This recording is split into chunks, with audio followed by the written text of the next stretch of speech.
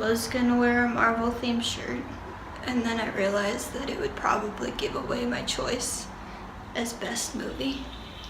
And so instead, I'm wearing a shirt that's reminiscent of a referee's, because this is kind of like a sport in that it's completely based on my call and it's not fair at all to at least one team. That's how sports work, right?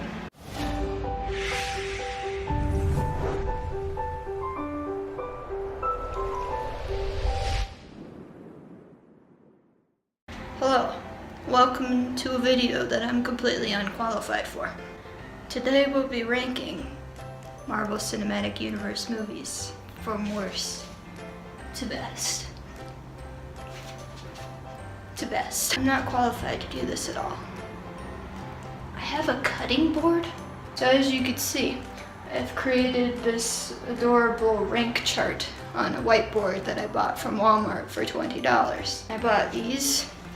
They're like little pushpin themed magnets, but each box only had 8 of them in them, and each box was like $3.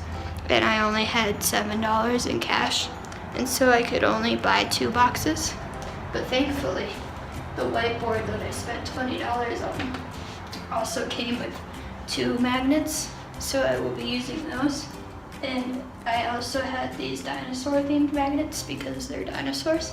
And then I have the single gold one, which I will use to put number 1 in its place. Because when you get first, you get gold.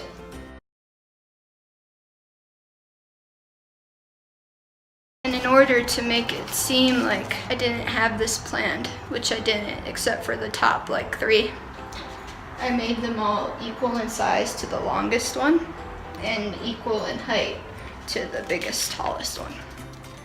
AntMan might be the shortest one, but he is the tallest one, which I thought was kind of cool. I pulled these off of the internet, and some of them are kind of bad, and one of them has a signature on it because it was a version of the poster that had been signed by one of the cast members.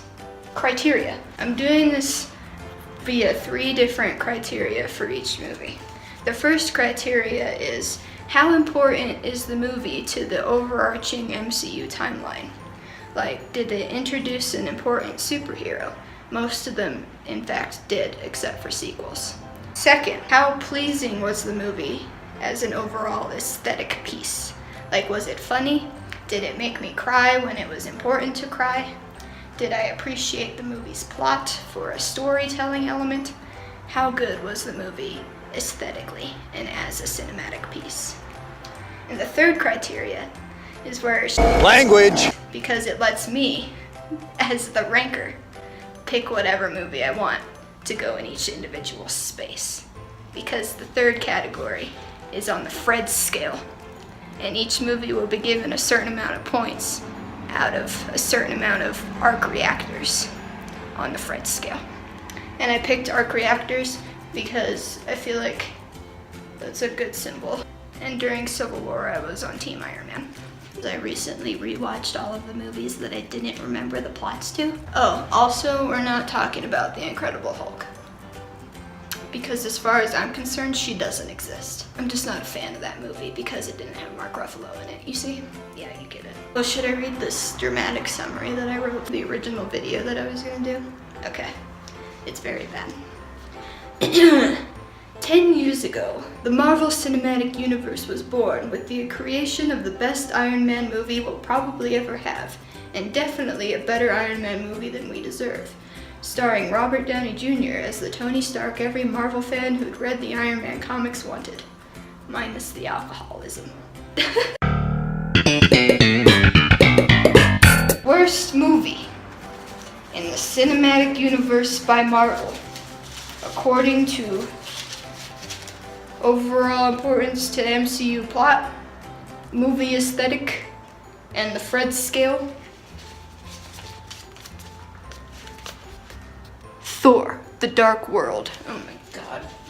I don't even want to talk about her. We're not going to talk about her. She's just so bad. You know why she's bad? Because 1, the plot sucks. 2, the plot is definitely unimportant towards the entirety of the MCU, aside from the fact that Loki dies again and then comes back to life again. And 3, I fell asleep while I was watching it because it was the most boring thing I've ever seen in my life. Chris Hemsworth deserved better than this. Number 20 on the list of Marvel Cinematic Universe movies ranked from worst to best. Iron Man 2. And you know why this one's not important? Or like bad? It's because it's also not important to the overall MCU plot. And I feel really bad because it's an Iron Man movie and I like Iron Man. But it's just another one of those movies that we didn't need and we didn't want her, and she can go. 19. Hell. There's gonna get to be a point in like the top 10 where I'm having a very hard time because some of these movies I like the same amount, so putting one above the other or below another is gonna be very, very, very difficult. Avengers, Age of Ultron. And I like this movie, but not enough to put it in the top 15.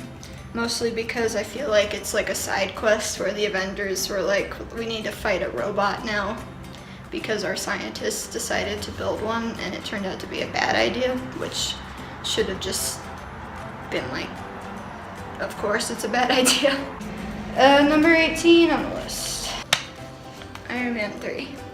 And this one's kind of important because Tony kind of gets over, well, he doesn't get over his PTSD, but he figures out that the methods he took to approaching getting rid of his PTSD were not the good ones, and as such changes. But I have some personal problems with this movie in such that where the hell were the rest of the Avengers when Tony Stark was fighting a terrorist?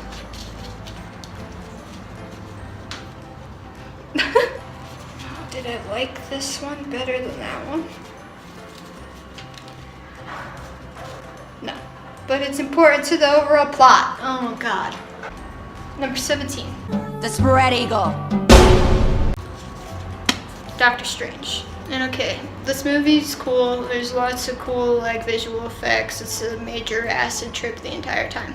But nobody should give Benedict Cumberbatch the power of a superhero because he has too much power already. And I know the movie introduces the idea of the time stone as a concept, but they don't even call it the time stone in the movie, and so it's like it doesn't exist.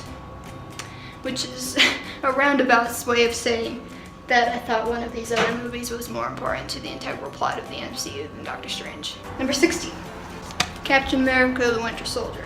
Important to the integral MCU plot because S.H.I.E.L.D. gets destroyed. Not very funny. Bucky comes back. The only reason it's above Doctor Strange is because I feel like the fact that S.H.I.E.L.D. was decimated is more important than the introduction of the Time Stone. Because really the Time Stone could have been introduced in one of these other movies. Just like the Power Stone was introduced in Guardians of the Galaxy.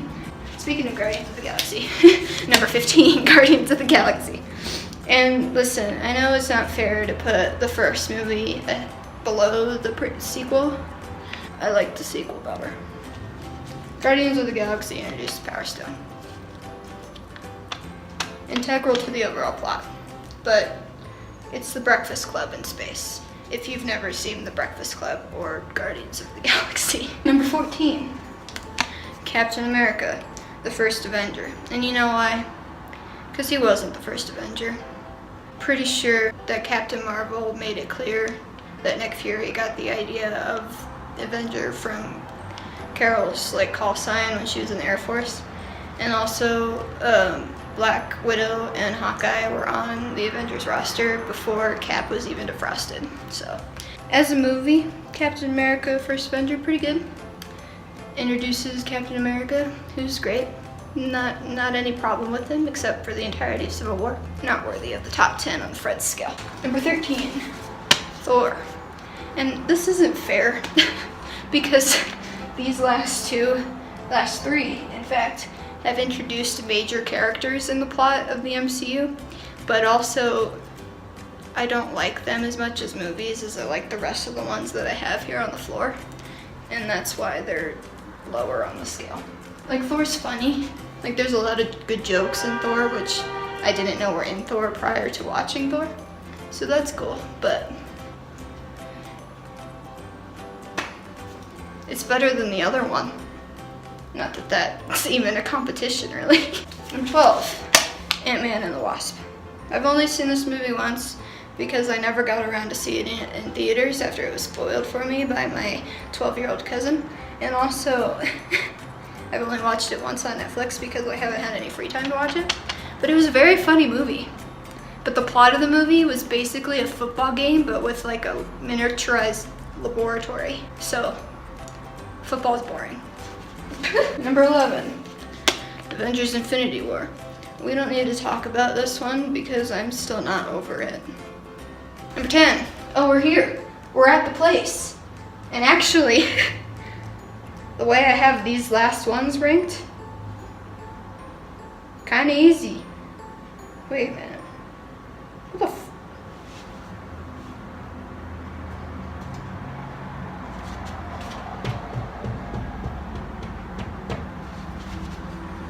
Am I missing a boy? There's an inappropriate number of parts. There's 21 MCU movies, isn't there? With Captain Marvel, it's 21 now, because Infinity War was 20. What did I forget?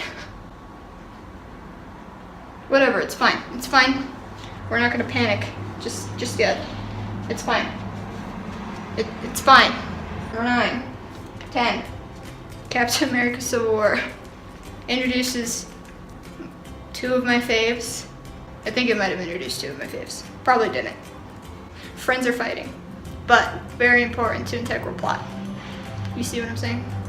So it hurts me physically, but that's important to aesthetic as a movie because I think that was the point. It was supposed to hurt the viewers and separate them and make them like hate one another. And also it's important to the plot. So, number 10. Number 9, Guardians of the Galaxy 2. Very good introductory scene. Favorite introductory scene of any movie I've ever seen, probably. And also, I like it. The idea that a planet fucked a human, very suspicious. Let's not think about that. Number 8, Avengers. This is not the one that started it all, but kinda. It brought all of our main folks that are gonna be featured in Endgame together. And, you know, kinda like set the tone for how the rest of this party was gonna go. People who super don't really get along have to get along for the sake of the rest of the world. That makes sense. Number 7, Captain Marvel. And you know why? Because Carol Danvers is the hero we all need, but none of us deserve. You see what I'm saying? Number 6, Black Panther. I really like this movie. Super good, super important. It's a shame that it didn't win any Academy Awards. Did it? It won something, I think. Costume design? Something like that. And that's cool. But it's a good movie. It's got Martin Freeman in it, which is cool because Martin Freeman's one of my favorite actors. But the rest of the actors in the movie are also super cool, and they should get more recognition. Black Panther, number 6. Probably number 5 though, seeing as how I only have 4 movies left and there's 5 spots. I'm gonna fix this. Fix. I literally just erased the one that was up here and then changed the numbers. Oh God, I didn't change the numbers. Now it's fixed. I erased the numbers. Oh, it's the top 4, which means we got our special magnets going up here now, boy. And really, these last 4 are based mostly on my personal opinion and how I felt about the movie personally. You could make the case that they're bad, but I think they're fantastic, so shut up. Number 4, Ant-Man. Paul Rudd is a national treasure, and that's all you need to know. Number 3, Iron Man. The one that actually started it all, except for Incredible Hulk, because we don't talk about her. She's not invited to the party. I love Robert Downey Jr. I know a lot of people say that he's like the worst, and you know, they probably have a point. But he's a very good Tony Stark, and nobody can argue with that logic. These last two, I've seen one more time than I've seen the other. But they're both very good. One of them makes me laugh more than the other. But I don't like the superhero featured in it as much as I like the superhero featured in the other. Do you want to take a guess? Because we know which ones aren't up here now. And so if you want to guess, go ahead and do it now before I do it. My number 2 pick for the MCU movie film titles ranked from least good to good. Thor Ragnarok. See, it's mostly based on the fact that this movie is really funny, and it's the kind of movie that we should have had the entire time, but we didn't when it came to Thor. But it's very good, and I appreciate the hilarity that ensues in this movie. And also, I really like the plot. Fucking Asgard just explodes at the end. So, Thor Ragnarok. The pick for number 1 movie in the MCU, based entirely on my own decision, because I'm the worst. Spiderman Homecoming. Listen, Spider-Man's my favorite superhero, and I didn't know it until after I saw this movie. And it's not just because Tom Holland is hot, okay? It's due to a lot of different factors, mostly in that Spider-Man is just the best with his quirky one-liners. And I really like Peter Parker as a character too. And this movie is very good, and it has Michael Keaton in it, and I like Michael Keaton. And also it has Robert Downey Jr. in it as Tony Stark too, so makes it a really good movie. There we go. We ranked them. We got Spider-Man Homecoming coming in first, and Thor: The Dark World coming in dead last. And I think, if nothing else, several people could agree with this pick, mostly because it is a bad movie. Like, some people might have cried when Loki died, but he came back. I'm kind of glad. I'm pleased. Really coming up with the top 10 was a lot easier than doing the bottom 10, and I don't know why. I think it's probably due to the fact that, like, I'm not a fan of these movies equally. Like, I'm a fan of them, but, like, they're not as great as those ones, and there's specific reasons that I like these ones here. Then there are specific reasons that I like these ones here. You see what I'm saying? Should we pray to the brothers Russo? Dear brothers Russo, I'm holding the ashes of my favorite superhero, Spider-Man, aka Peter Parker, very tightly, in the hopes that you bring him back in Endgame, and that Far From Home does not take place at some point in the past before Endgame. I'm pretty sure it's been confirmed that it does in fact take place after Endgame, but I'm still praying that that's the truth. Thank you. Also, it'd be great if you didn't kill any of the main characters, and if you had to kill one of them, I guess it could be Steve Rogers, because he's probably wished he was dead at least 15 times since he came back to life, or was unfrozen. However you want to say that works. Thank you. This was a stupid video.